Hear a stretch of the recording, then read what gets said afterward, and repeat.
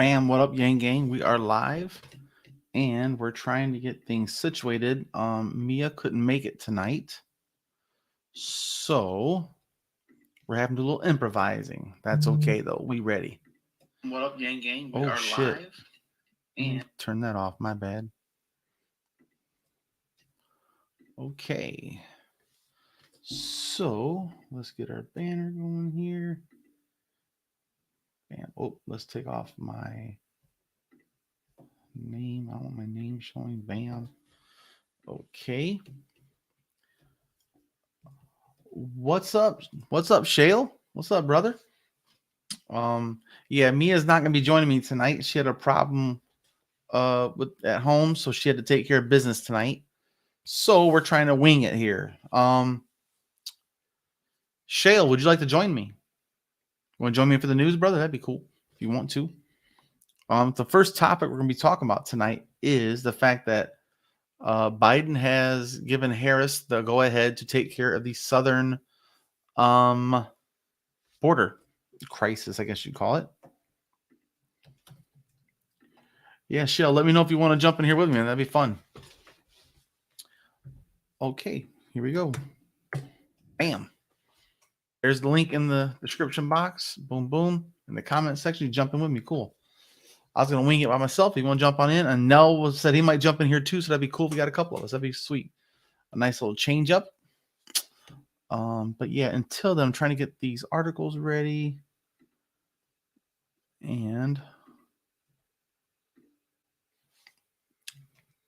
okay. I'm sending it right now to you, Nell. I'll go to Twitter on a Twitter DM to you. Twitter DM.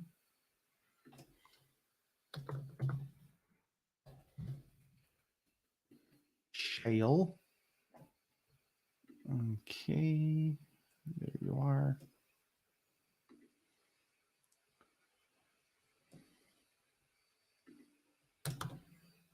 Boom. All right. So I just sent you a link. You can jump on in. Cool, cool, cool.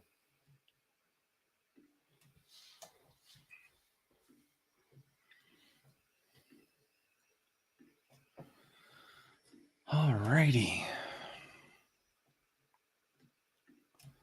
All right. So you guys will see. Boom. Okay. That's good to go. All right. She'll be here in 3 minutes. Cool. So I'll just kind of give you an idea of what we're going to be talking about tonight, guys. So I'll show you my Google Doc. Boom. Okay. So here's our Google Doc for tonight. We're going to be talking about Vice President Kamala Harris. Kamala, damn it, I think I say it wrong all the time. Vice President Harris is to oversee in response to rising migrant numbers at the border. Second thing we're going to talk about is Oath Keepers leader worked with Proud Boys and others before Capitol riot. That's a little interesting one. Black leaders increasing pressure on Democrats to end the filibuster. Interesting. So those are the three we have on the docket for tonight. So we're going to start with this LA Times article first, and then we're going to wait for Shale to get in here. And I think Nell's going to join us here in a little bit when he gets available. He's going to jump in too, and we'll cover this stuff in just a second. Oops. And also, if you guys want to suggest a topic that we should be, if you have a topic you'd like us to cover, go ahead and put that in the Discord or something. Oh, sorry. Good deal.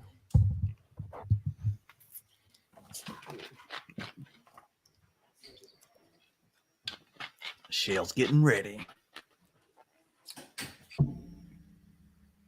But I appreciate you jumping in like this, Shale, at last second, because things happen. Turn off my phone so it doesn't bug me no more. Do not disturb. There we go. Okay, everything's on do not disturb now. Sweet. Okay. There we go. He can't hear me quite yet. Like, he's got a plug in his All head. right. Is this thing working? I hear you loud and clear. You hear me okay, buddy? Oh, wait. You know what? I can't hear you now. Now I can hear you. Now you can hear me? Yeah. Cool. Oh, hello. I appreciate you jumping in the last second, man. This is awesome. Yeah, I went ahead and drink it tonight there, Diana. Yes, I did. I'm trying to quit drinking pop, but I came home today. I did good today. I didn't drink anything like that. I drank water and ate healthy and shit. I came home. There was one Dr. Pepper left in the fridge. I was like, ooh, the nectar of the gods. So It's good stuff. Let me just get that thing out the way. I'm going to drink it tonight. But then that's it for me. I'm going to try and lose about 20 damn pounds. It's got all those flavors, Dr. Pepper. What is it, right? Man. 20 spices. You know, I just learned like last year, cola is just a heavily spiced lemon drink, pretty much. Like the cola root doesn't really play heavily into the flavor profile. Just the coloration tricks your mind. Right. It's just a really spicy lemon drink with super, super sugary. Yeah, just sugar. That's why it's so good. Yeah. Brown sugar water. Yeah. I saw something earlier. Someone shared a post that showed that Pepsi is making a marshmallow Peeps flavored Pepsi. That actually sounds really good.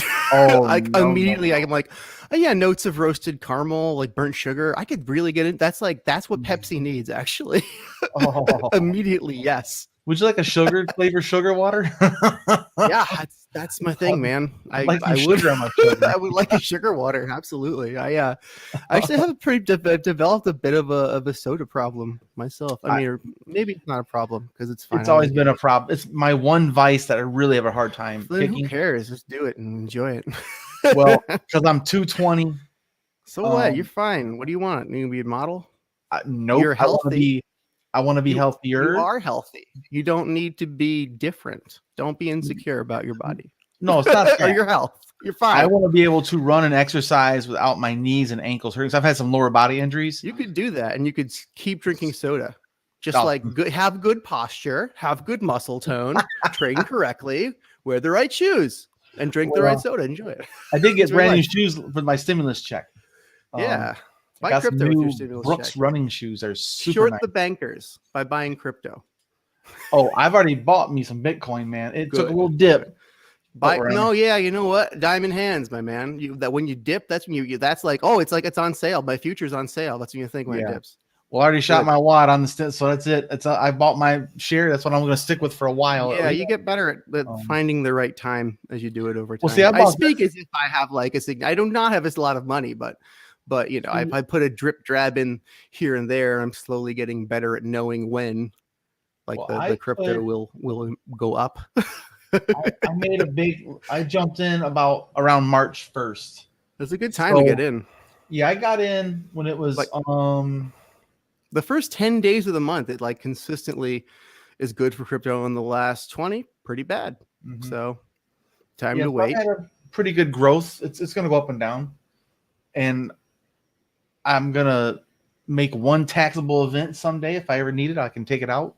But until then, let it sit there. Unless I don't need it, then I'm not going to get it. You know, that's a great idea, man. I want to get the couch, margins. Don't fuck around. Yeah, and I don't need a couch. I want a couch. Yeah, but I don't get it when you get a couch. So I have a used up couch. My girlfriend can attest to that. But I still sit on it just fine.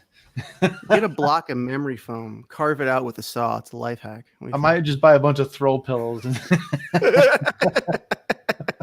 Thanks for having me on your politics show to talk about not politics. Yeah, no shit, man. No shit, right? That's not my show. I'm gonna fuck it up now. I'm sorry. I get cursed on your show, right? That's the thing we like. That's what I like about doing live streams. People can see the behind the scenes stuff, just bullshit, and then we'll jump into the topic and we'll bullshit a little bit. But then they'll see how much I got to edit later. You'll see, you know, and it's so to me, live streaming builds a community. Yes. Highlight clips builds views. That's correct. It builds an audience. So I'm trying to take both approaches.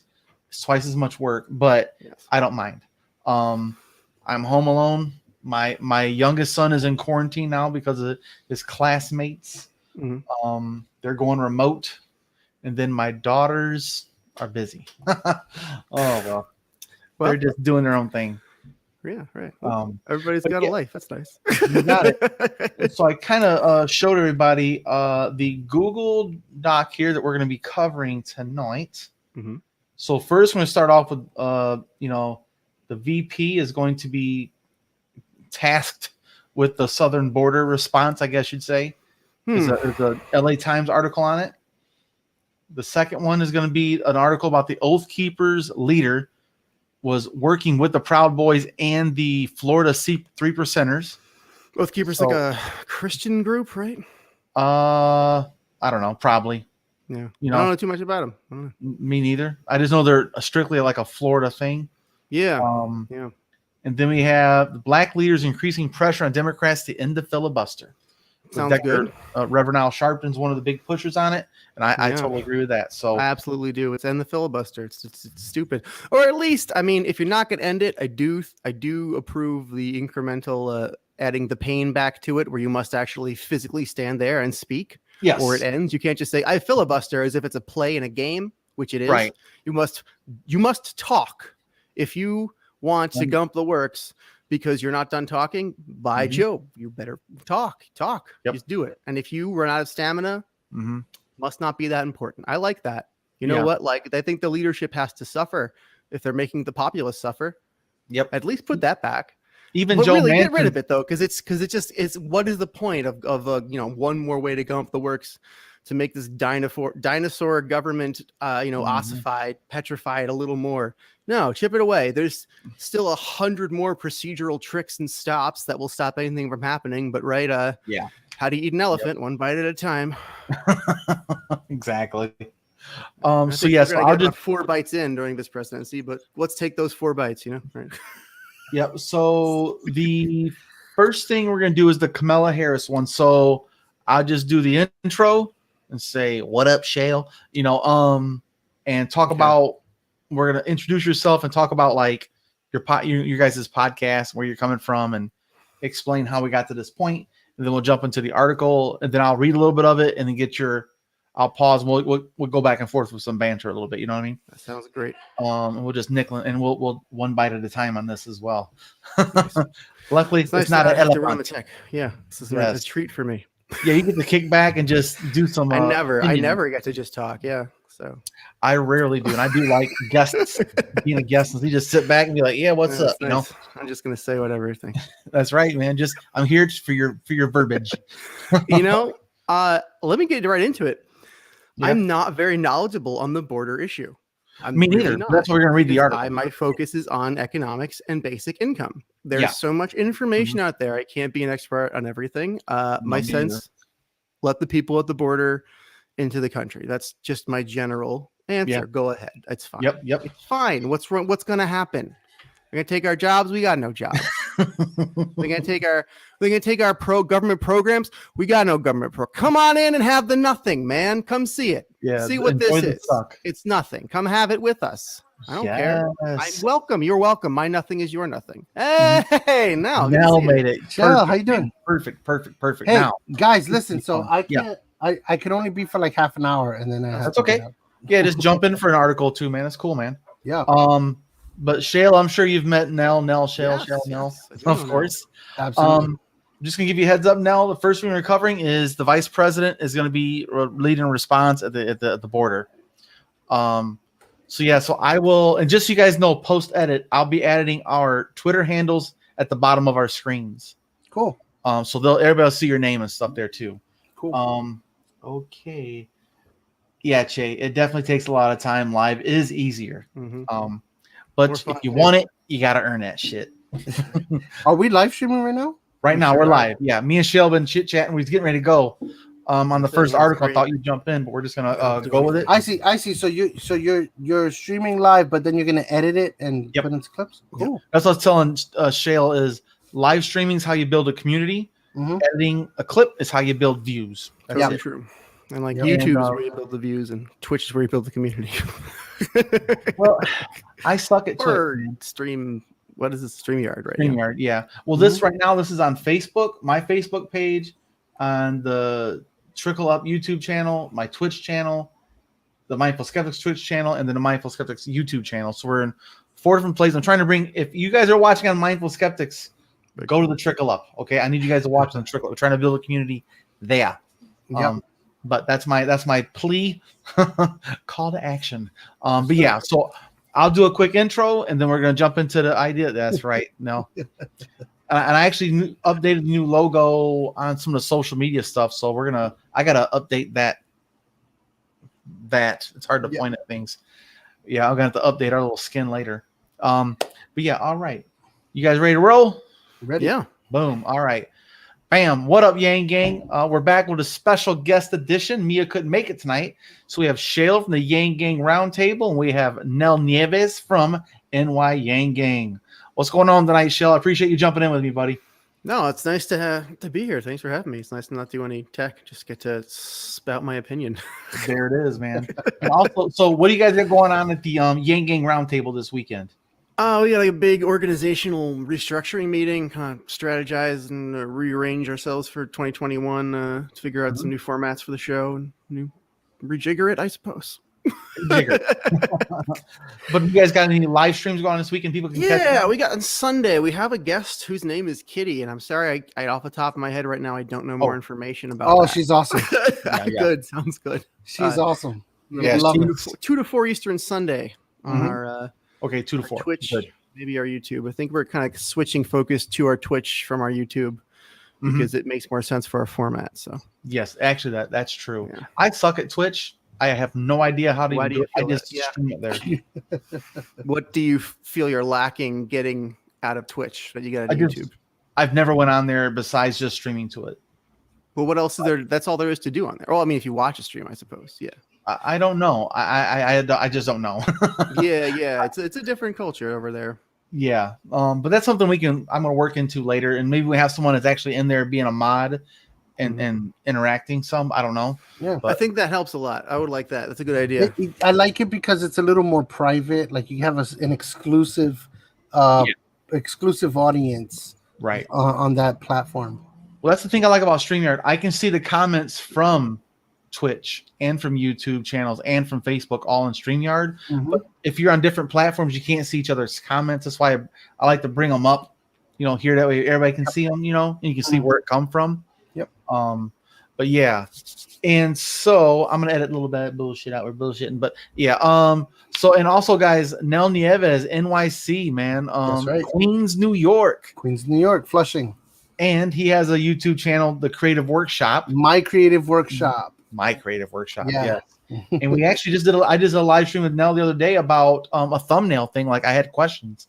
Yeah. My for those that don't know, My Creative Workshop is I'm a graphic designer, and I've been a volunteer graphic designer with many congressional candidates and with Humanity Forward, and also now with I'm a volunteer for Yang for New York, doing graphic design as well.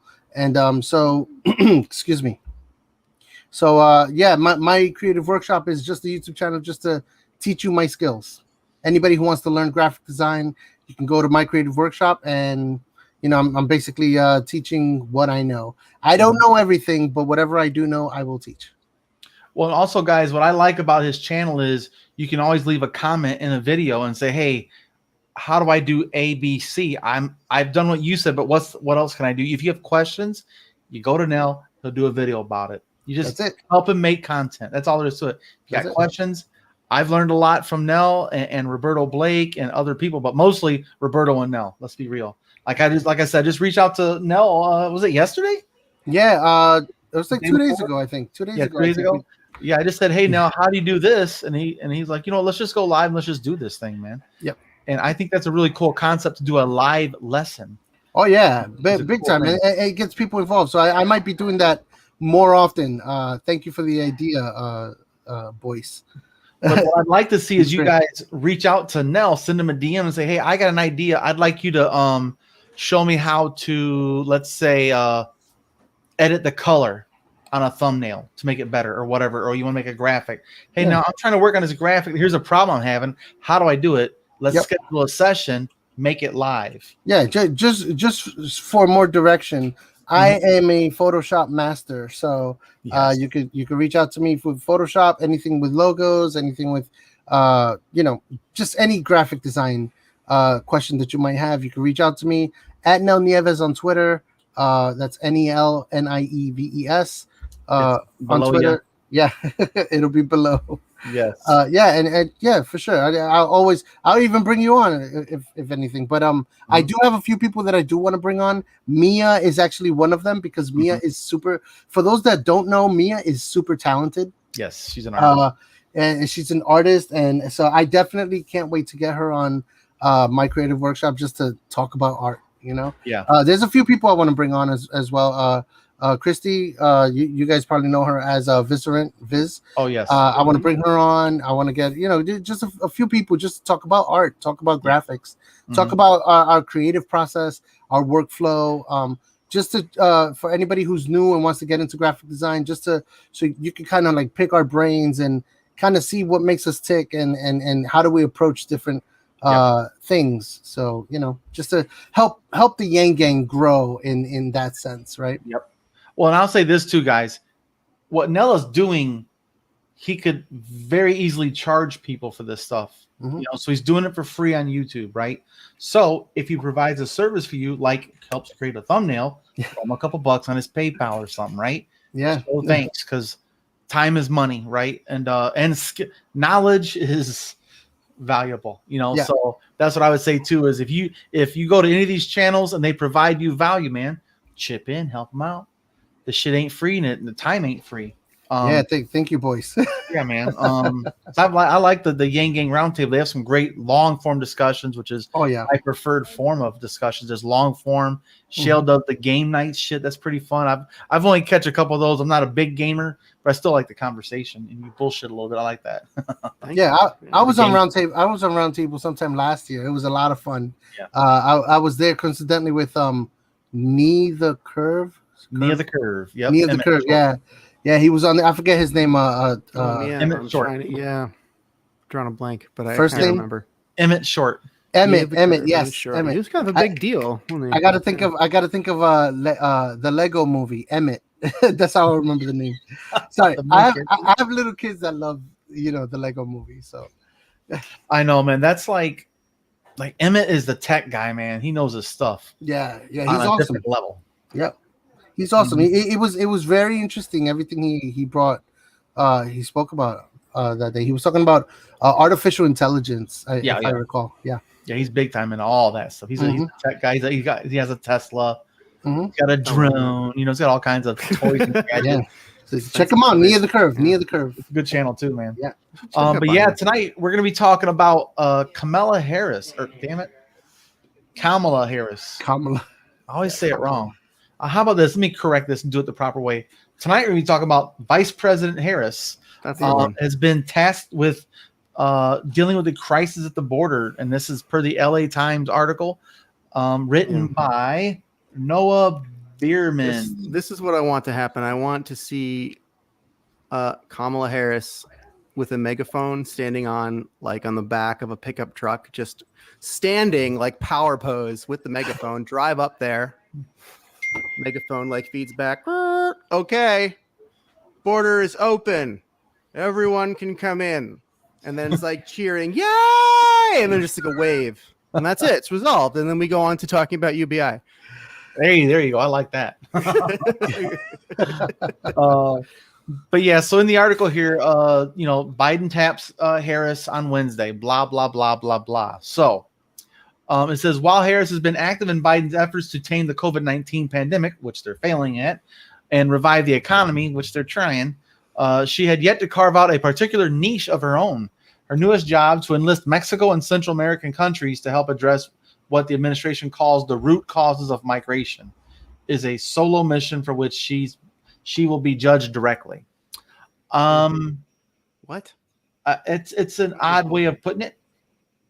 It really is an odd way of putting that. I don't need this procedural distraction. Just let them in and then get back to economics, please. Please, Vice President, please.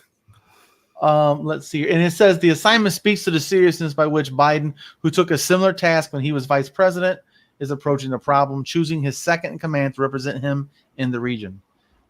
And that's not really a compliment as far as I'm concerned, because, They built the cages and stuff like that. That's like they're So- making busy work. This is the nothing burger. This Oh, yeah. conveys no plan, no tactics. It's like, hey, look at this. Think about this. Here's the personnel on this. This is not news. This is not information. This is like smoke and mirrors. I don't care. Well, and like the vice president is a nothing sandwich. Yes, You know? yes, she is. Yes, Just she is. all vice presidents are there just in case something goes bad. That's right. But yeah, so I guess the big thing is to me is we need to fund it properly with the immigration courts to get people processed quicker for their asylum. Just grant asylum, get them in court, get them here secured, and let them pursue their own avenues. You know, like stop bottlenecking. There's this huge bottleneck at the border. You know, I'm not sure the numbers. I haven't looked that much into it, but there's an amount coming. Then this is how much traffic they'll take. You know, Well, so backed up. Well, here's the thing. I know that the border is a main issue that we're having, right?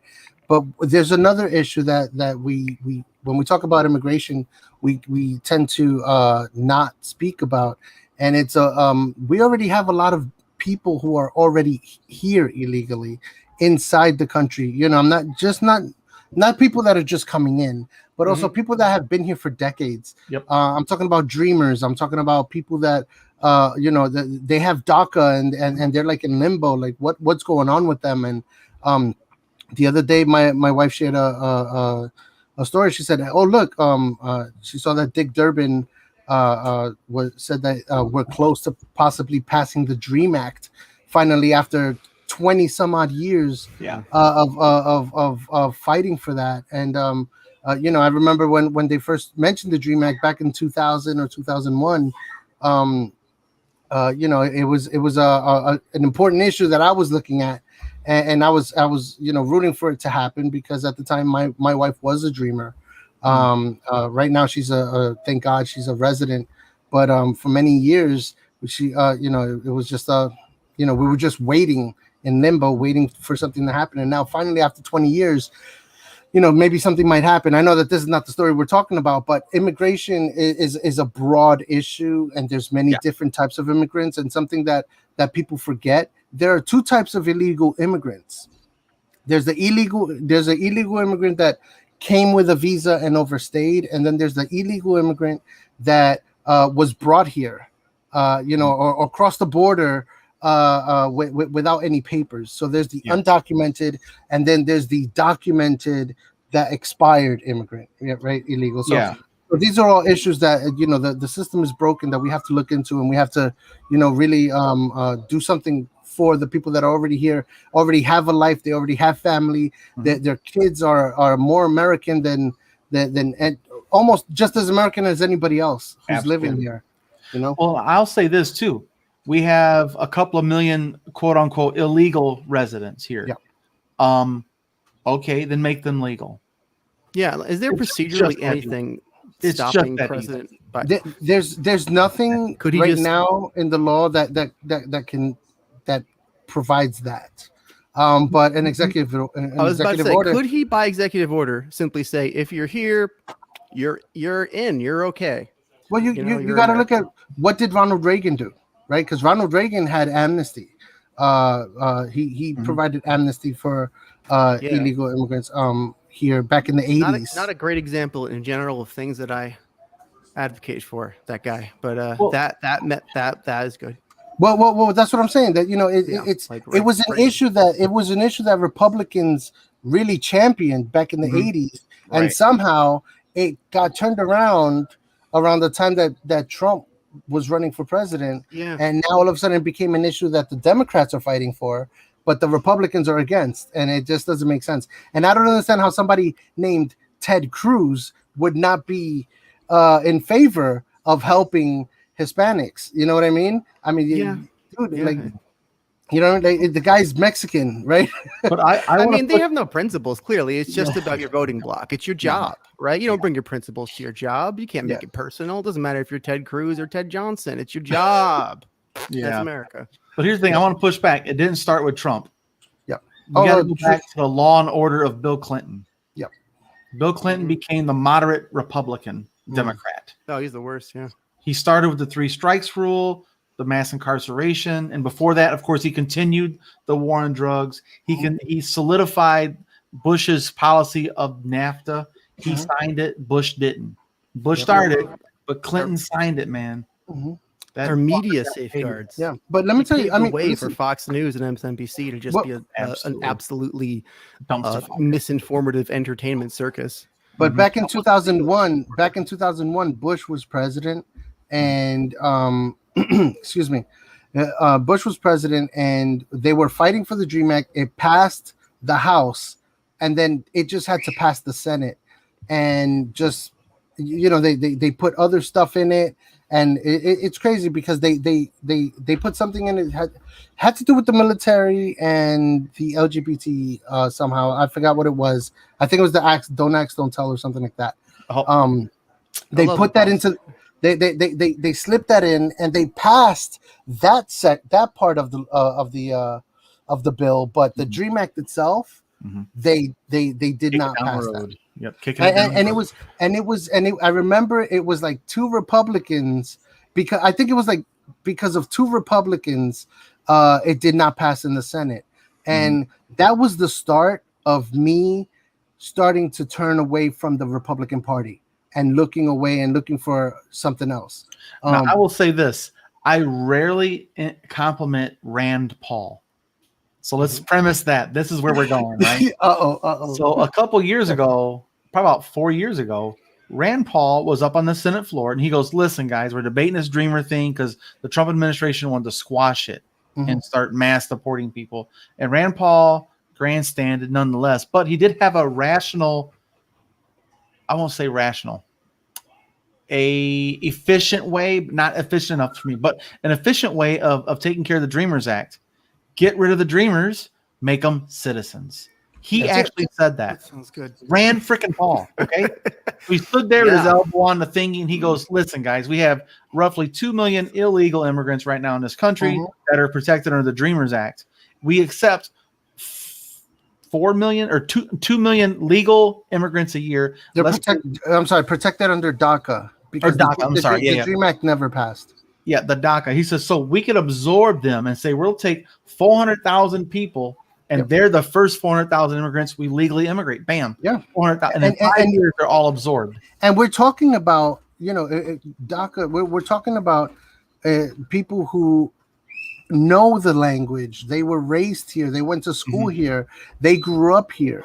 They're culturally Americans, period. They're Americans, they speak perfect English. Like the only thing is that they were brought here when they were children, and when they were brought here when they were children, who knows? Like when you're a child, you just follow your parents wherever they take you. Well, yeah, you're independent. Man, here's the thing too. I always push back on the English thing. Arguing like from that position, to be like the standard needs to be so much lower. It really should just be like, come on in. We have nothing to protect. If you want to be here, you can be a citizen. That's what we really need to move to open borders. And like I agree that all those people who were born here and speak the language and are as American as anyone should be citizens. But I also think that people who just walked over here last week should get to be citizens. And I wish we'd all just get further, in the extreme direction and widen the Overton window instead of edging at the edge of the media, the legacy media narrative. Well, I would say this too, though. English is not the official language of this country. Correct. We have no, so that should not be a requirement. Now, Correct. If you want to enter the workforce, that to be a problem, right? So you have to assimilate in that way. But to me, we provide the tests in multiple languages for that reason. And so for someone to say, well, if you don't speak English, you can't be a citizen. Man, fuck you. Yeah. End of story. Yeah. You're a fucking prick. You were born into English, dumbass. This is a very, very awful language to learn. Yeah, this place was stolen by English-speaking people not that long ago. So just give up the English part at least if you're not going to give the land back. Well, this is what pisses me off too. Everyone from the Americas were here first. Yep. They are Americans. Yep. If you want to get technical, to me, telling a Native American person that lives in Mexico, or I call Mexicans are also natives as well. Yep. Yeah. They're just on the southern border. They're just this imaginary line we created through war and pillage. Mhm. That now you don't belong here. Sorry, stay over there, or we'll shoot your ass, we'll deport you, we'll hang you back in the day, or whatever. Right? That's bull. It's such an outdated concept of this border to tell people they don't belong here. If you want to come here and contribute, come here and contribute. That's it. There's not, like you said, there's really not like a lot of great programs. It's not like you're going to be out of poverty here. Listen, the reason I'm sorry, you're going to see a throng of Americans at the Canadian border, and they're going to start doing to us what we're doing to Mexico. They're going to start kicking us out. Well, the thing is that they're coming here for a reason. It's because back home, there's not a livable circumstance for them.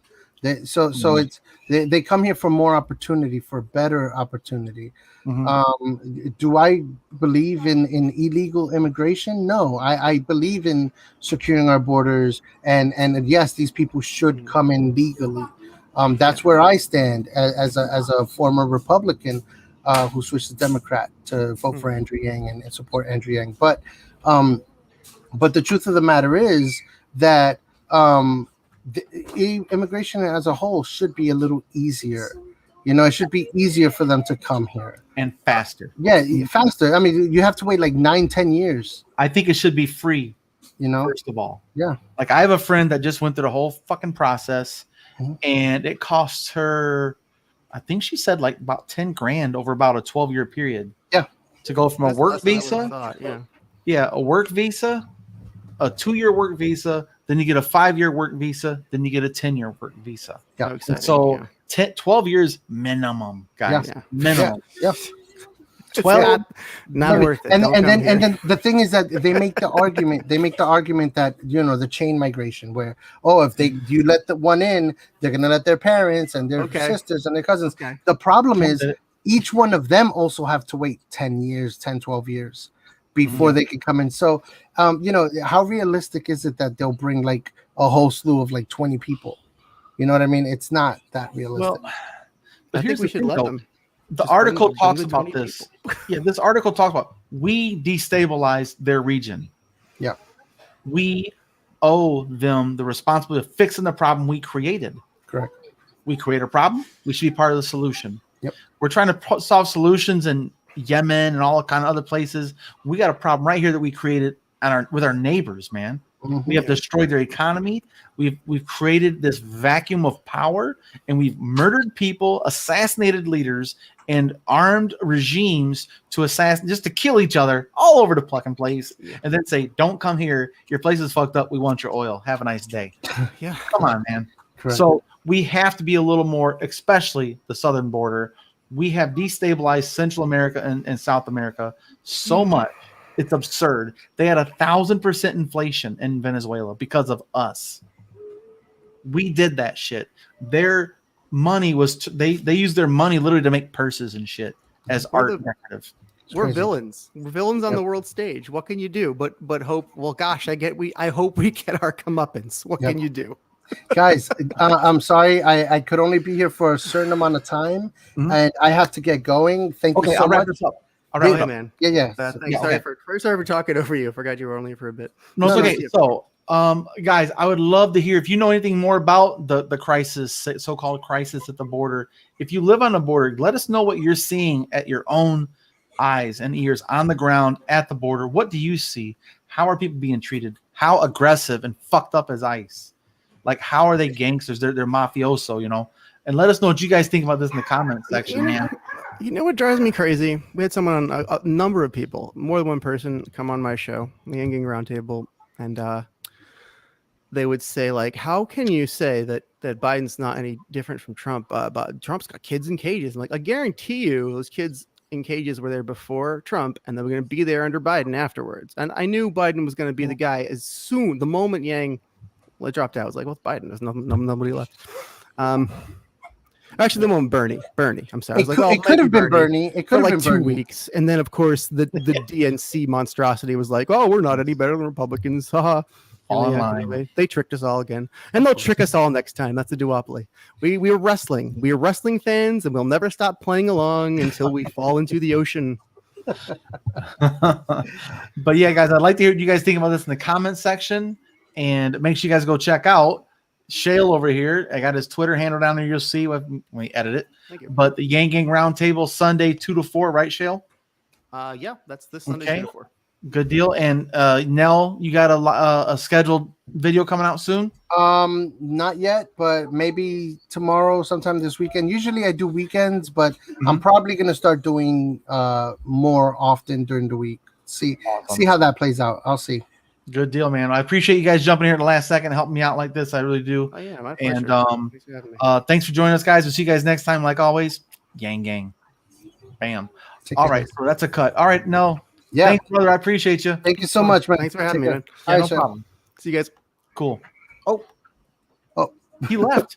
We weren't done. Okay. oh, you weren't done. Oh man, That's okay. maybe you want to reach out to him because that way, you know. Let me text him back. We're not Yeah, done. text him so he can come back in. Because I can leave and then you could just do the next story with him, right? Yeah, it's okay. Yeah. I'll get Yeah. him. All right, man. Take care. Thanks. All right, thanks, Nell. How was my stream? Is it hasn't Clear. lagged, right? Super clear. Yep. Nice. I ordered this new thing that lets me plug my computer straight to the wall. So yeah, this is not bad. All right, take care, man. Yep. Thanks, Bye. bud. Let me text him back. Okay. But yeah, let's talk about Trumper. Biden's cages are more humane with the cool COVID plastic walls. Yeah. And he's not stealing mailboxes. I know, man. Like Shell said, we knew the kids were there before Trump, and the kids would be there after Trump. And there's such a bottleneck at the border. They're sitting there for weeks and weeks and weeks. Those shelters were supposed to be like temporary for a couple of days, not weeks and up to a month. There's no resources there for that shit, man. We need to have what do you want to call it? A better court system to filter these people through, get them processed. Because let's be honest, we need immigrants because we have such a low birth rate right now. It's even lower because of COVID, honestly, that our birth rates are going down significantly. We're going to start shrinking as a country, numbers wise. Yeah, it seems here we have a failure to communicate. That is true. So I did send Shale shit. Let me see. Yeah, man, that's crazy. Shale. He didn't know that we do 3 separate intro and outros or whatever.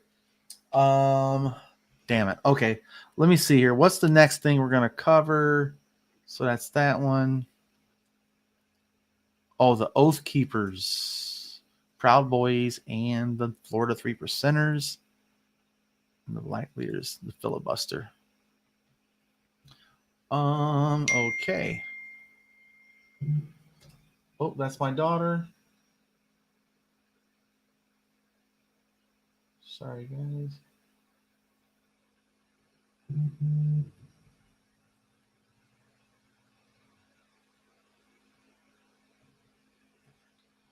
Okay, sorry, guys. I'm trying to juggle 3 things. My daughter's on her way home. Okay, so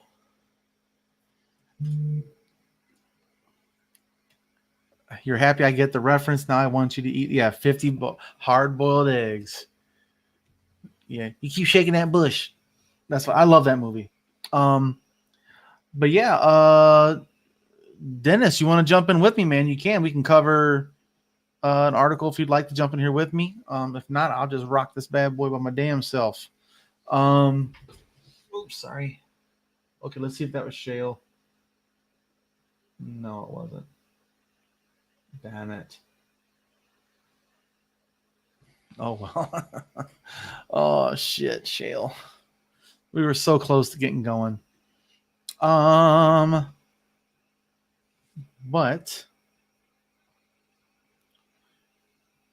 hey, Trump review on jump in with me, brother. There's the link. It's in the comment section at 9:02. If not, we'll just jump into the next one. Sorry, I keep checking my phones. I'm hoping it's Shale saying he's going to come back in and cover this with me, but he's not, it looks like. So let me see what we're going to do here. Oath Keepers, working with the Proud Boys. Yeah, okay. All right, so I'll just rock this bad boy by my damn self. All right.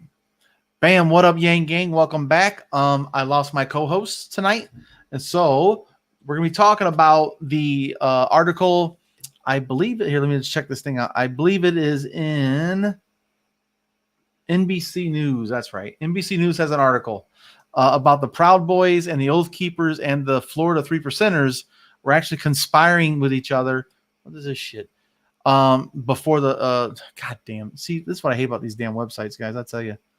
About working in the before the Capitol riots and stuff like that. So I'm curious how this is going to look, how this is going to go in the courts. Here, let me. I would, but I'm watching from the hot tub outside. Okay, that's cool. That's funny. But yeah, so sorry about that, guys. That was funny, man. So per this article and written by Pete Williams and Rebecca Shabad. Damn it. Close this shit. Okay, so a man accused of being a leader of the paramilitary group called the Oath Keepers was in contact with similar groups, including the Proud Boys, as early as mid-December to plan for potentially violent action in Washington on January 6th, according to a newly filed court document. It was the first suggestion by the government that members of extremist groups were in touch with one another before arriving in Washington. So that'll be interesting to see how that works out in court with this whole Trump told me to do it kind of thing, if they are planning it beforehand. And so it says the allegation came in a Department of Justice memo opposing the pretrial release of Kelly Meggs of Florida. She's the actual leader. She's the leader of the Oath Keepers. Prosecutors said, my bad, Kelly. Sorry, bro. Prosecutors said he is one of 10 members of the Oath Keepers who played a leading role in the Capitol assault. Investigators have repeatedly said that members of both groups were among those who first breached the police lines around the Capitol and who first smashed their way into the building. In the latest submission, prosecutors said Meggs plotted with his conspirators to stop the certification of the Electoral College vote, prepare to use violence if necessary, and storm the Capitol. On December 19th, the court filing said Meggs posted a message on Facebook saying, "This week I organized an alliance between Oath Keepers, Florida 3%ers, and Proud Boys. We have decided to work together and shut this shit down." That's right. 3 days later, he posted, "Contact the Proud Boys, and they contact with Proud Boys, and they always have a big group force multiplier." Oh boy.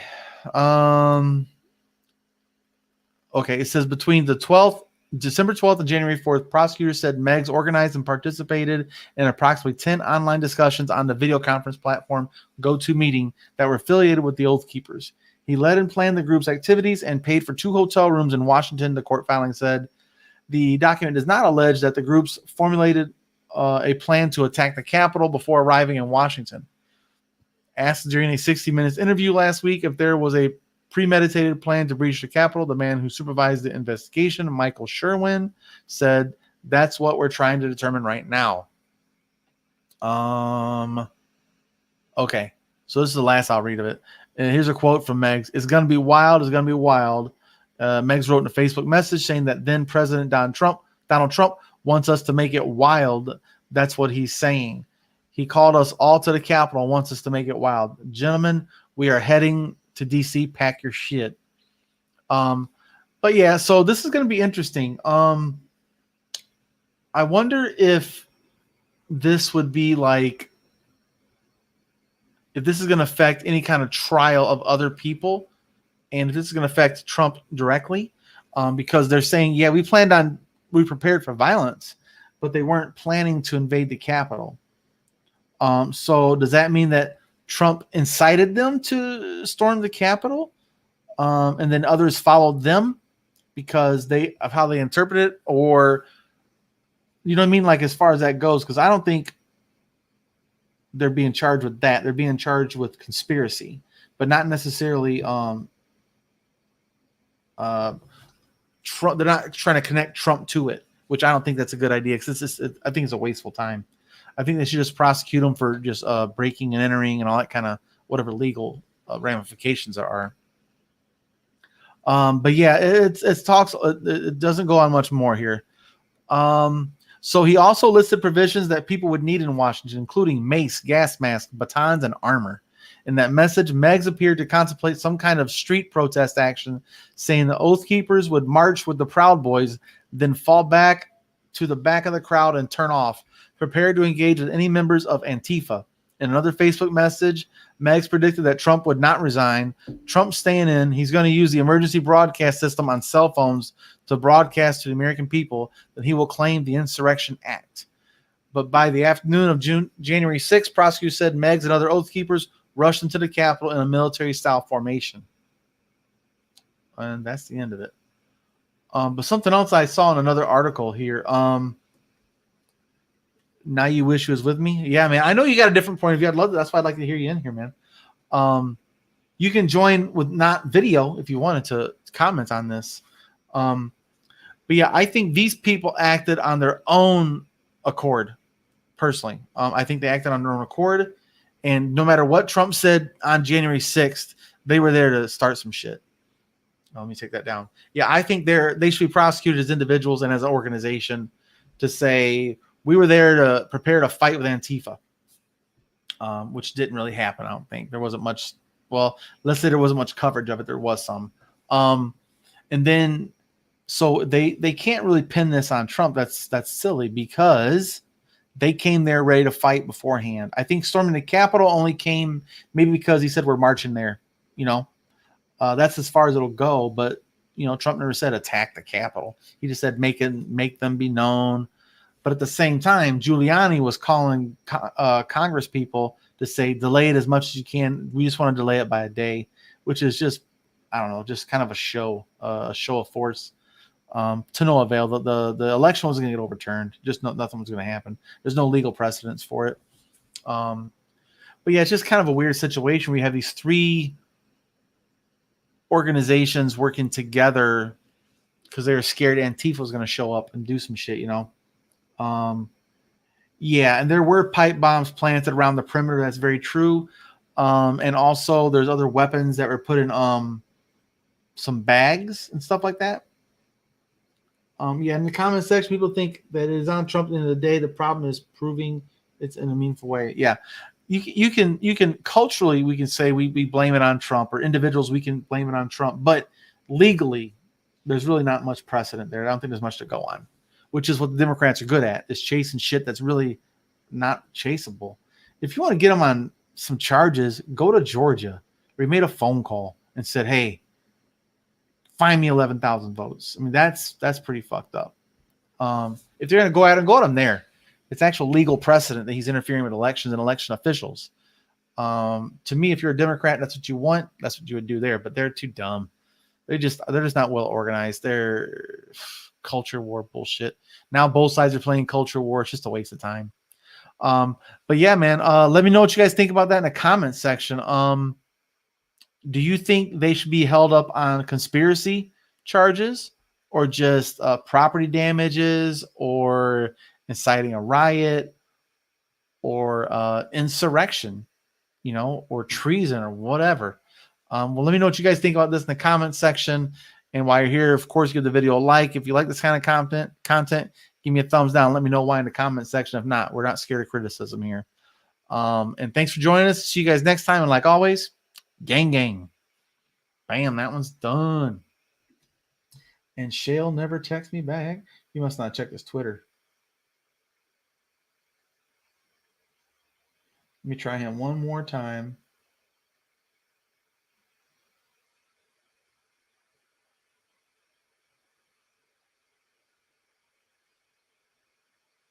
Let's see if that works. There were no pipe bombs around the perimeter. There were only 2 pipe bombs, but that's pipe bombs. One at DNC. At the NR. The guy that placed them both goes caught on camera the night before. Yeah. I did see. Yeah, I saw that, Trumper. But they're saying they found there's the pipe bombs at the DNC and RNC, but there was bags of weapons just outside the perimeter. They said was in some bushes and shit. So, and then that's what they reported. Who knows, man? Could be all bullshit too. I'm very skeptical of what they report on this. If it doesn't fit their narrative, they don't cover it. Pretty typical now. Mute the media, man. These guys are bad, man. They're bad actors too. The CNN, MSNBCs, the Fox, the Newsmax, the OAN, they're all bad actors. And the Young Turks, I put them right there with them too. But let's see here.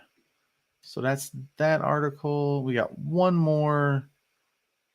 Okay, so this is, wait, it's a Google Doc. Oh, there it is.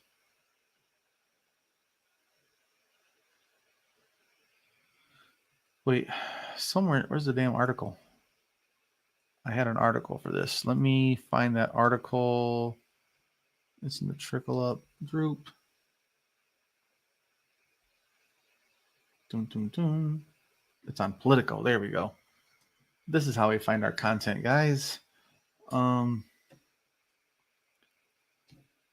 Yes, we'll get into this.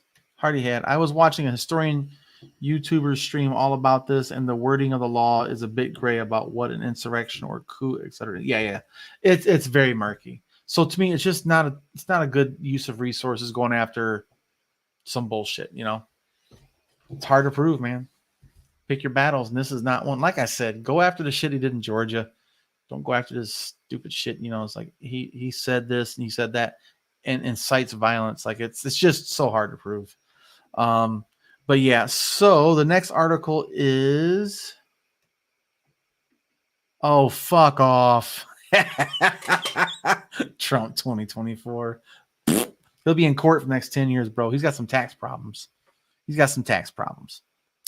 But yeah, Dennis, fucker. You always got to throw that Trump 2024 in there, buddy. God damn. Yeah, but the QAnon people, man, they're still got plans that Trump's going to come back and da-da-da-da, and they're just crazy as shit. There's a big plan. You'll see. They keep pushing the date back. March 4th was a big deal. Nothing. I mean, absolutely nothing happened on March 1st. 4th or whatever. QAnon's crazy. All right, so let's go ahead and knock out this last article. It's a Politico. Yeah, Trumper likes that shit. They are in effect supporting racism. Black leaders zero in on Dems filibuster holdouts. Okay. What up, Yang Gang? We're back for one more today. Tonight we're going to be talking about a Political article where it says that it's claimed by some Democrats and some activists that says that in effect that they are racist and in effect by blocking a filibuster or trying to keep the filibuster. I'm not sure I agree with that necessarily, but we're going to see what this says. So here's a Political article. Okay, here's a quote. They are in effect supporting racism. Black leaders zero in on Dems filibuster holdouts. Advocates are telling senators they can enact civil rights laws and keep the filibuster, but not both. Oh, they're saying do one or the other. Okay. And there's Reverend Al Sharpton. Okay, so let's see how long this thing is. I ain't trying to read all fucking night. Jesus. Okay.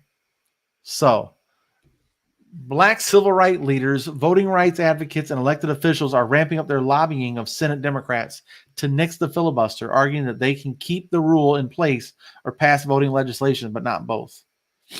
I find that interesting. Okay. In a half dozen interviews, top officials framed the choice of existential for a party that depends on Black and brown voters, and they are planning pressure campaigns privately and publicly to make that clear. Identity politics, I'm not a fan. But let's go on. Reverend Al Sharpton, the civil rights leader and former presidential candidate, said in an interview that he and others have began talks to hold town halls and rallies in the home states of senators such as Joe Manchin and Kirsten Sinema, who have said they oppose scrapping the filibuster. The pressure that we are going to put on Sinema and Manchin is calling the filibuster racist and saying that they are in effect supporting racism, Sharpton said. Why would they be wedded to something that has those results? Their voters need to know that.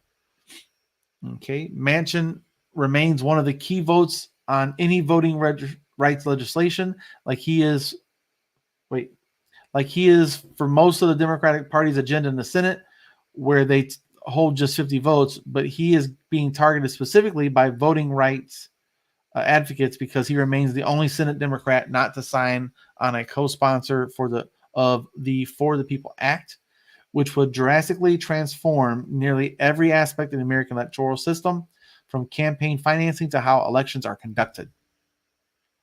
Manchin said on Wednesday that he wanted to see both parties come together on the bill, telling reporters that while there are so many good things in the proposal, we should not at all attempt to do anything that will create more distrust in the election process. And in an interview with the Wall Street Journal, Manchin, who co-sponsored the same bill in the previous Congress, suggested the package should be focused just on voting rights, which would likely mean shedding sections of everything from campaign finance to lobbying ethics. Okay.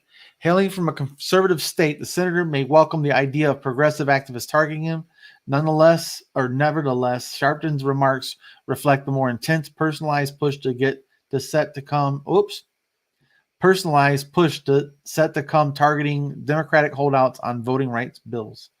The longtime civil rights advocate and television personality said Democrats are deploying a risky strategy by not pushing rule reforms to pass such legislation. Civil rights leaders, he warned, might have less reason to help generate enthusiasm and turnout in the 2020 midterm elections without being able to point to actual laws Democrats passed. I do agree with that on the premise. Many of us, certainly all of us in the civil rights leadership are committed to policies and laws and causes, not to people's political careers. We're not into that. We want to change the country, Sharpton said.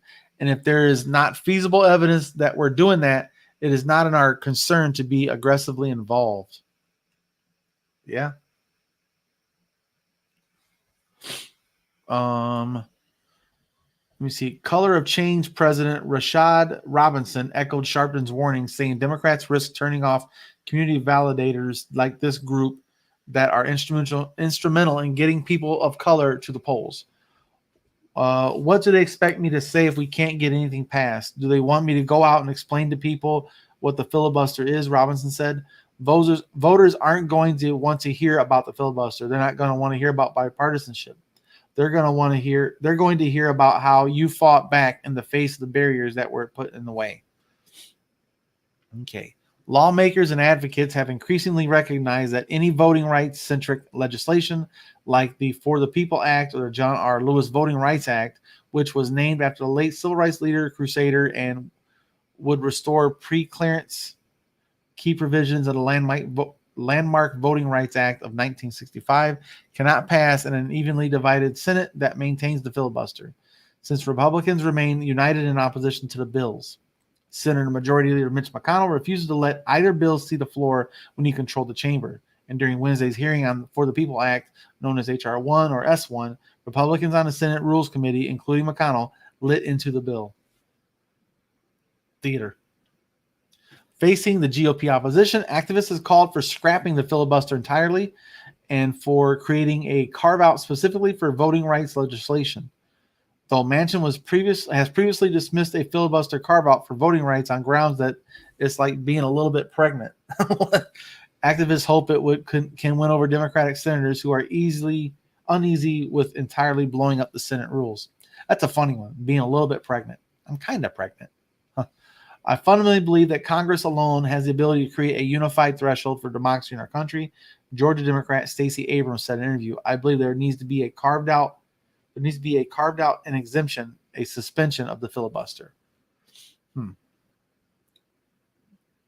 Okay, Abrams and others argue that the current exemptions to the filibuster, from Supreme Court nominations to the use of budget reconciliation and efforts of Republican state legislatures to introduce restrictive voting laws, opens the doors for a voting rights exemption as well. This is not new, she said. I believe that there is both agency. Okay, I'm gonna call it agency, and there's a precedence for creating this filibuster carve-out in order to protect democracy. The same urgency expressed by those in the activist world has, in recent weeks, been picked up by a prominent black Democratic elected officials. Raphael Warnock of Georgia, one of the two black Democratic senators, devoted his maiden floor speech last week talking about voting rights and said Senate rules should not stand in the way of them. He also raised the issue of the filibuster with President Joe Biden on a call with Senator Democrats Monday evening. Okay. Democratic Representative Terry Sewell of Alabama, the lead sponsor of the John Lewis Voting Rights Act, said at a briefing hosted by the Southern Poverty Law Center last week that Democrats need to be prepared to maybe do away with the filibuster to pass it in the Senate. Well, let's just skip ahead here. They're calling a Jim Crow relic. I'm not gonna read all this shit. So we know what they're talking about, right? So to me, I don't think you should get rid of the filibuster altogether. I think that you need the filibuster to prevent extreme movement, if you will. As far as like, if they didn't have a filibuster during the Trump administration, what would they done? Right? So be careful what you ask for, as far as I'm concerned. I think you should keep the filibuster. There could be, I believe a carve out should be for rights, not for laws or not for new policies, but for rights. If it's a right in the Constitution, a filibuster can't get in the way of that. It's a voting right. It's a right. It's not a debate. It's not even debatable. So those should pass, period. No filibuster. There's no way. Now, when it comes to systems, mail-in voting and whatnot, I think the voting elections are done by states, not by the federal government. So I think the federal government should not overreach too much into these areas of determining what system of elections they're going to use. I don't necessarily feel comfortable with that personally. But there are things the federal government can do to set the table, if you will, of this is the industry standard as far as the bare minimums. You're free to go above and beyond, but here's the bare minimums. And I think mail-in voting could be one of those things because of a pandemic. But I you know what I mean? Like, it's careful what you ask for, because if you get rid of it, and let's say Trump wins in 2024, like Dennis wants, what are they going to do? Then you have nothing in the way to slow that down. There's nothing to like, whoa, that's too much, you know?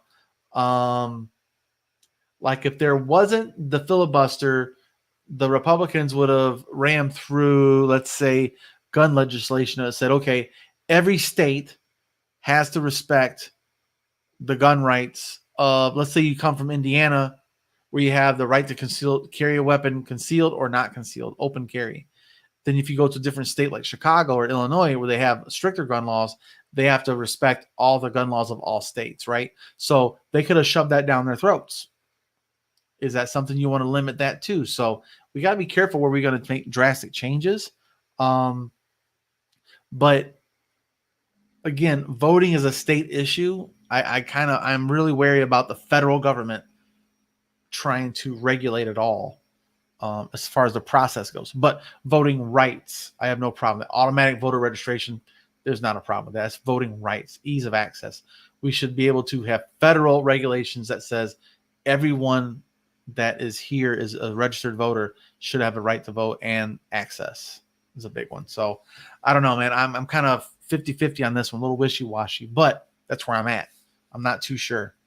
I think it should be kept to just policy, not to rights. Rights are rights. You can't filibuster out of that. But you know, it's worth debating. I wish Dennis could jump in here. It'd be fun to talk to him about, to see where he falls out on this. Let's see. Trump says filibuster goes nowhere as the DNC donors doesn't want to pass any of the bills. They will posture in theater-like style and do nothing, guaranteed. Yeah, in a way, I can agree with that a little bit. But the problem is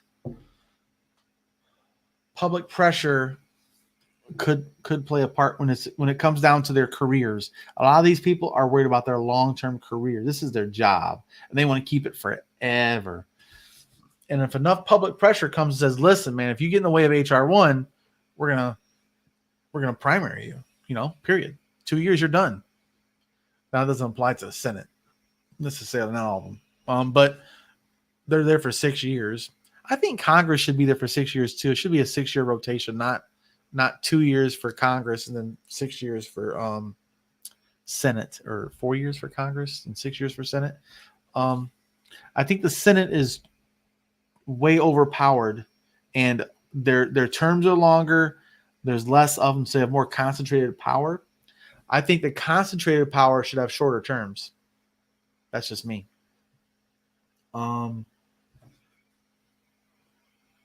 Yeah, also making the rule they should stay on topic while talking. I think it should be a talking filibuster.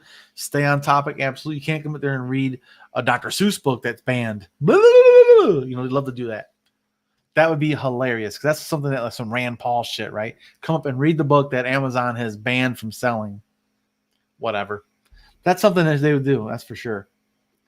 Something infrastructure and city planning, public transit. It would make a good video. Okay. Not Just Bikes is a good YouTube channel that talks about. Oh, Not Just Bike. Okay. You would look, you have time. You have to learn. I don't know much about that as far as city planning and public transit. I'd have to look to newer cities, like it was in Portland, has a very good public transit when it has more bike paths and walking paths and mass transit paths, but less individual car. They have a carpool, so they try and prioritize mass transit more than individual cars. But yeah, I'm gonna look into that stuff. Nobody gets primary successfully without party funding. DNC over the people. Sadly, nothing will happen. Yeah, I know. But they shouldn't feel safe. They should never feel safe in their job. They should feel threatened by losing their job, not physically threatened, but their employment should be threatened, and they should have to work to get it, not just be unchallenged and staying there for fucking ever because of the funding. Well, I think grassroots organizations can get more shit done, especially if HR 1 passes with publicly funded small donations, small donors. I think it is up to $200 per donor can be matched by 6 to 1. So it'd be you can donate up to $200 individually, and they'll match it 6 to 1. So it'd be $1,200. So that'd be $1,400 total, and you still have more you could donate, but they won't match it after that 200. So what's this say? Basically, in contrast, Holland to the USA. Oh, Holland. Oh, over there. Yeah. But yeah, we got a lot of work to do, guys. We got a lot of work to do, but I think HR 1 should pass personally. I would like to see automatic voter registration. I would like the people that serve their time be able to vote when they get out, because they can get a job and be registered voters. They should be voting. They're being taxed. No taxation without representation. I'm big on that one. The public donation is a huge scam. I disagree with that, Matt, 100%. I'm all for public funded elections. It should be there to counter, what is that called? Shit, where it gives corporations they're a citizen. Citizens United. That's what it is. Sorry, guys. It took me a minute. But yeah, I think Citizens United is an amendment. Like, you have to do an amendment to overturn that. And I think you can't do it right away. But I think publicly funded elections would reward small dollar donors. So like if I donated $100 to Matt, it would be matched by $6 to 1. Now, I don't know enough about if it goes down to the city, county, state, federal. I'm not sure how that breaks down. I think it might be just for federal elections and maybe state senate elections. I'm not sure. I have to read more into it. Okay, Matt, how the scam works. I donate $10,000 to Act Blue. They divide these donations to 100 for 100 candidates. Those 100 candidates get $600. Yeah, but that's just not Act Blue. Both sides can play the same game. So it's still a fucking game, man. It's a shady game, but it is what it is. But it would still help grassroots candidates compete with the big dogs that get nothing but corporate sponsors from super PACs, right? So that's what I want to see. People like myself have more influence in public elections. Yeah, Act Blue is one thing. There's an Act Red too, I'm sure, of some sort, right? But what I don't like is there's only Act Blue and Act Red, right? I'm not sure it's called Act Red, but there's only 2 parties that have that advantage. I don't know enough about that public donation. I need to read more about HR 1 when it comes to what if you're a third party? What if you're an independent? What if you're a libertarian? What if you're the People's Party or whatever, the Labor Party? Does that apply to them as well? Now, if it does, I like it because it gives the smaller parties, bigger access to the funding necessary to run a competitive campaign, which will never compare to the DNC and the RNC's machines, if you will. But yeah, I think HR1 should pass most of it. I've read the whole thing. It's got a couple things I don't agree with, but nonetheless, we need an act third. Yeah, an independent act as far as the donations. Yeah. No bill is perfect. That's unfortunately no bill is perfect. HR1 is a huge bill with lots of stuff in it. Me personally, I think it should be brought down to categorical stuff. This is on voting rights. Bam. This is on this. Bam. You can't say let's talk about the filibusters. Take it back to that. If you want to say the filibuster can't apply to voting rights. Well, you can't put a package together with voting rights stuff and publicly funded stuff and this and that and this and that and say you can't filibuster because it's got this one thing in it. You know what I mean? So they need to break things down. To me, I don't like these huge packages. I know they're like, well, that's how you get shit done. That's how shit don't get done.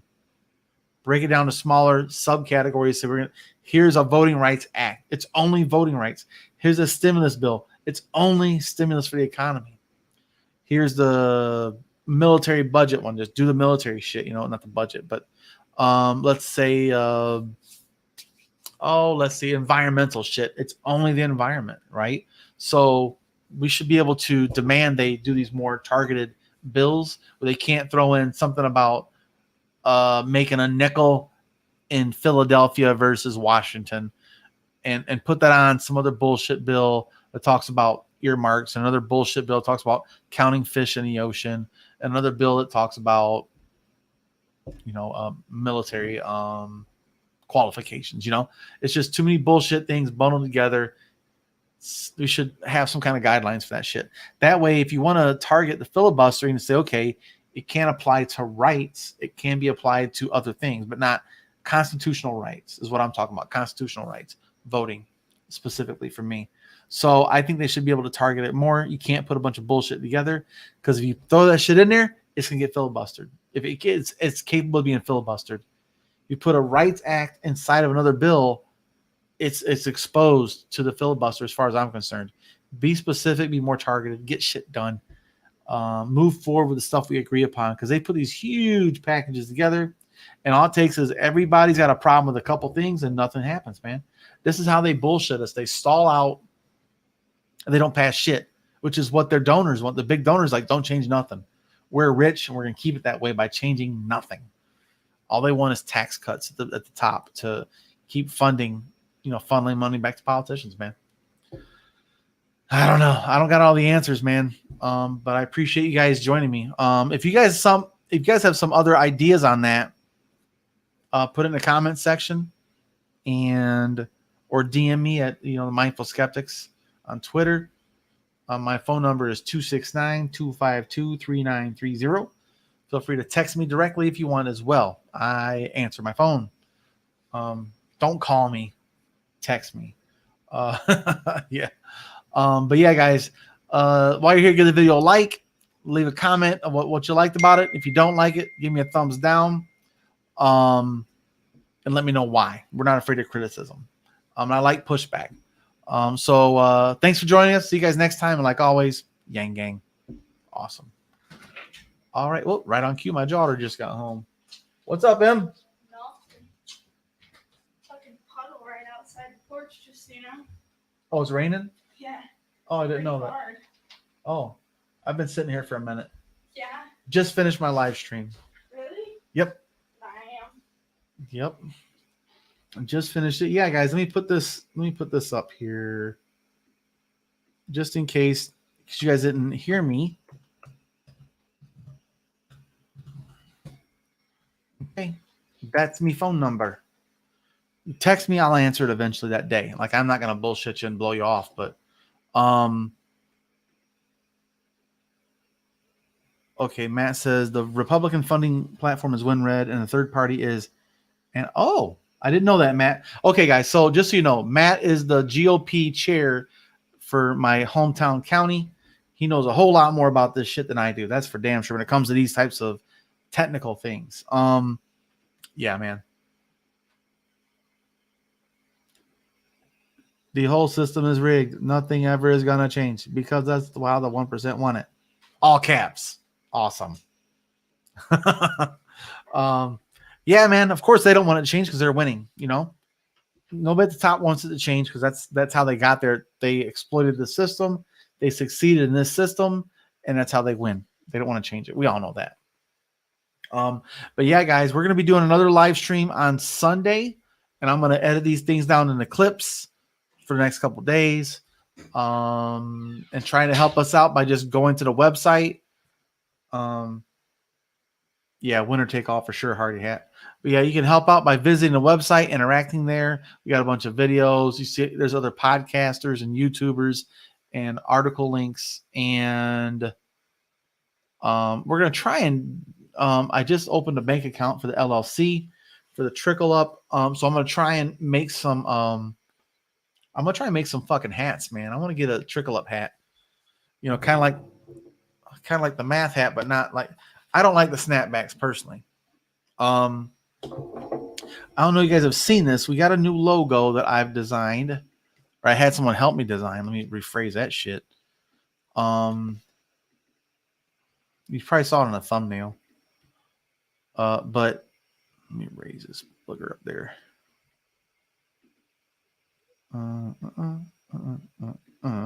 So we're going to kind of rebrand it once we move forward. So this is our new logo. And we're going to try and, so I want to take that logo, do it this way, there. So I'm going to try and take a logo like that and maybe get a flex fit hat. Like I have a flex fit hat, but a flex fit hat that's flex fit here. And on the front, have that logo on like a side panel, not in the middle, but kind of on a side panel, one way or the other. That's the kind of design I want to put here or there. And then on the back, maybe have, hashtag trickle up or humanity first or something like that, you know. Let me see who's sold here. Things change, things can change, fans. Look how fast Game Marriage went from fringe to something. Yeah. Oh, there's possibility for sure. Last time I raised the booger, I got a bloody nose. What? Okay. But yeah, now that we're getting a little more flow in here, we're gonna try and make some gear, maybe a shirt, maybe a t-shirt or some shit. It's summertime. I mean, no hoodies yet, but I think a hat would be cool. Let me know what you guys think about like snapbacks. I personally love these hats. I love these. These are called flat hats, I think it's called. Boop, they're just super comfortable. I'm a bald head, but they don't really, you can't really put shit on it, you know? So there's no way I can really, I like these hats. They're perfect. You mumbled, let me try and raise this booger. Oh, okay, my bad. I forgot I said that. A little booger. But yeah, so I like the flex fit style hats.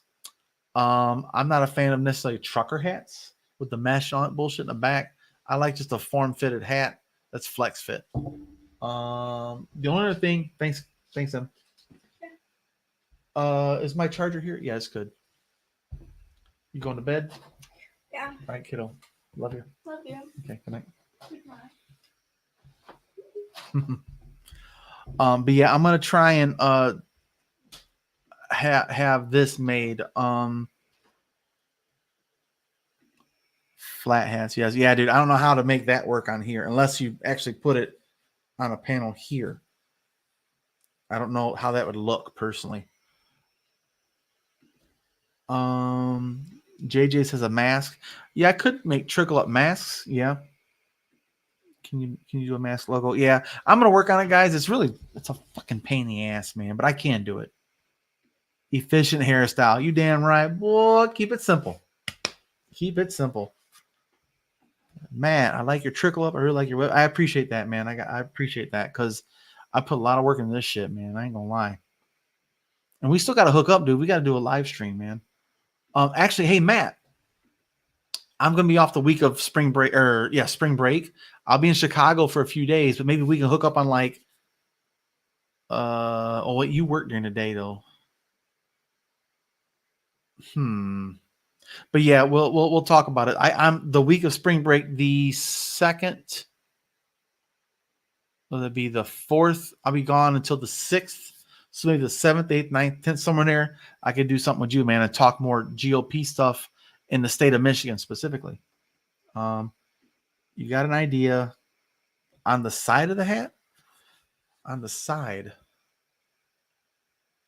I have to talk to the person that does it because I'm thinking about doing embroidery on the hats, have it embroidered, stitched. That'd be cool.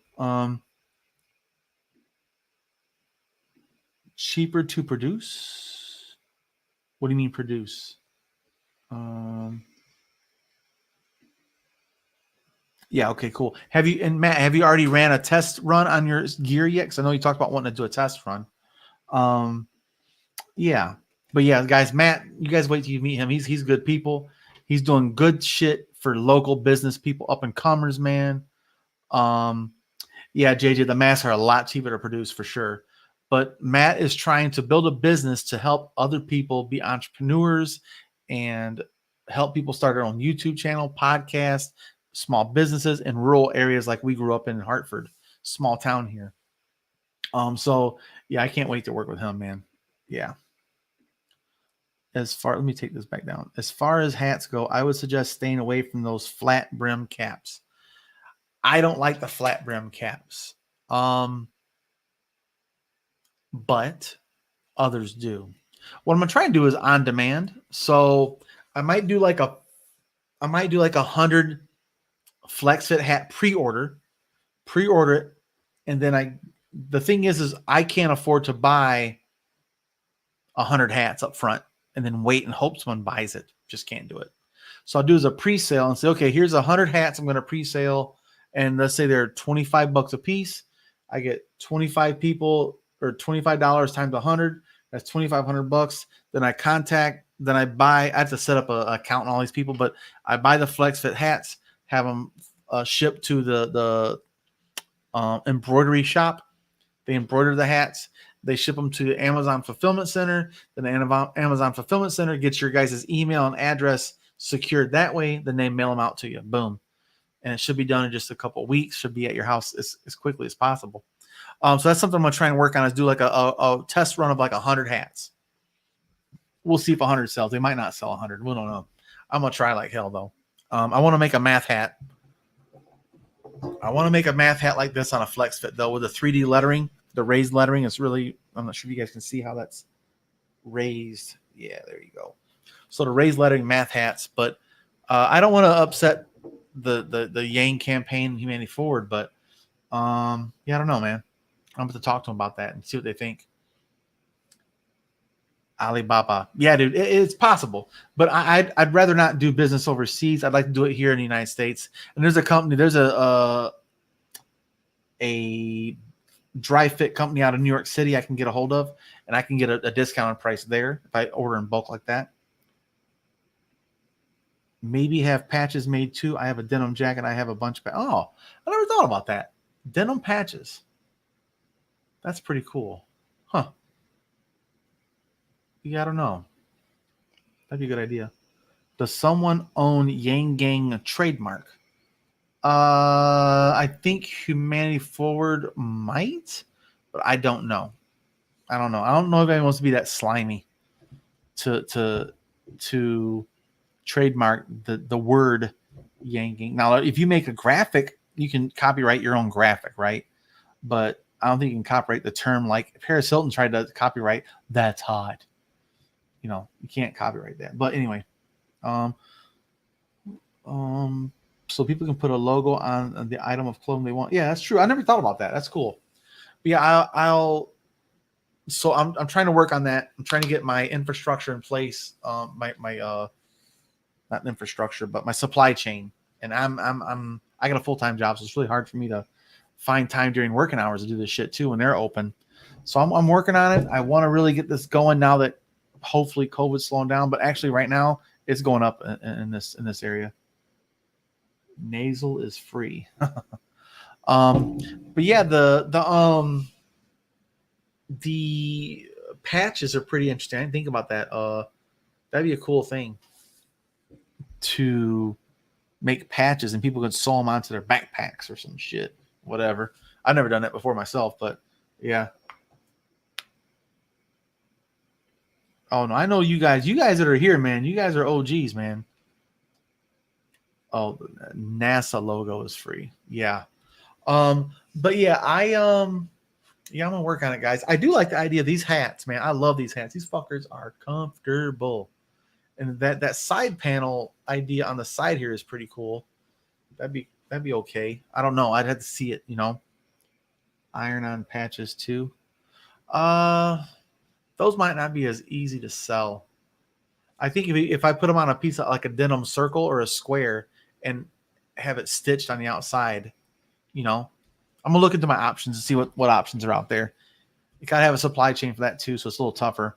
But yeah, guys, I appreciate you guys that are always here, man, supporting. I really appreciate it. And again, try to go to the website, help us get some traffic going there, share content, of course. But yeah, man, we're gonna do it again on Sunday night. Usually 8 or 9 o'clock is my typical time with Mia. Mia couldn't join us tonight; she had a family emergency, so we'll do it again on Thursday or Sunday. And I'm gonna make some clips the rest of this week. So thanks for joining me, guys. We'll go ahead and check out, man. My daughter's home. She's gonna go lay down, so I'm gonna go tuck her in and make sure she's doing okay. It will sell, don't worry. I hope so, man. What I'd like to do is make content for other channels too, to help, like Tom from Nerds help him make patches and shit. That'd be cool to have a little nerd patch. That's a good idea, Hardy Hat. That'd be cool to make a bunch of circle or square. I think circles would look cooler. Patches everybody's logos. That'd be really sweet. But yeah, guys, thanks for joining me, man. I'll talk to you guys later. Gang gang. Let's kick it.